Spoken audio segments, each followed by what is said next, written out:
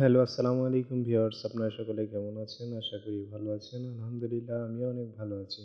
গত শনিবার আমি আমার সাথে দেখতে পাচ্ছেন ডলার মামা এবং আমার ছোট ভাই, আমার মা এবং আশাদুল ভাই আমরা ৫ জনে মিলে গিয়েছিলাম আত্রাই আমার নানা নানুর বাসায়।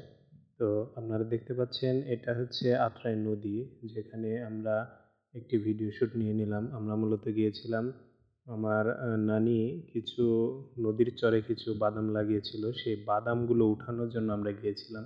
আপনারা দেখতে পাচ্ছেন অসম্ভব সৌন্দর্যের অধিকারী ছিল আত্রাই নদী।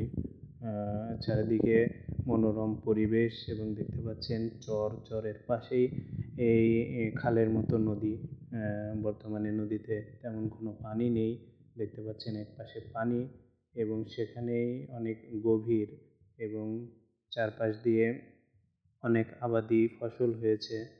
কচুরিপানায় ভরে আছে নদীর এক অংশ। আপনারা দেখতে পাচ্ছেন নদীর যেখানে পানি রয়েছে সেখানে অনেক কচুরিপানা এবং কচুরিপানার জন্য পানি দেখা যাচ্ছে না। আর দেখতে পাচ্ছেন উঁচুতে ওই যে পাড়, গাছপালা দেখতে পাচ্ছেন ওটা হচ্ছে নদীর পাড়। আর মধ্যে যে সাদা দেখতে পাচ্ছেন এটা হচ্ছে নদীর চর। নদীর একপাশে খনন করার জন্য অনেকটা গভীর হয়ে গেছে।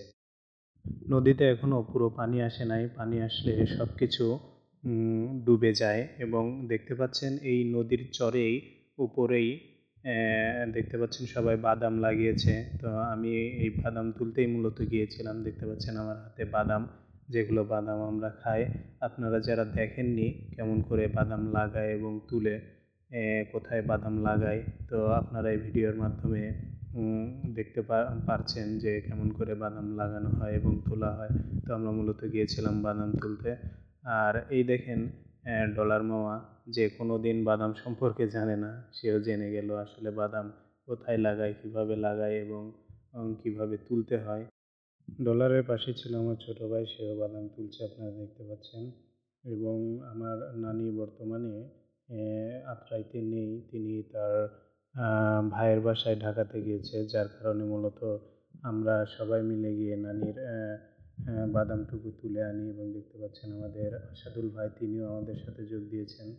আর এই যে গাছের ডালপালা, মরা ডালপালা দেখতে পাচ্ছেন, এগুলো মূলত নদীর ভেতরে দেওয়া ছিল মাছের অভয়াশ্রম করার জন্য। এই ডালপালাগুলো দেখেন সাদা হয়ে গেছে। আর এই যে পাশেই দেখতে পাচ্ছেন বাদামগুলো, এই বাদামগুলো ওখান থেকে চর থেকে তুলে পানিতে রাখা হয়েছে ধোয়ার জন্য।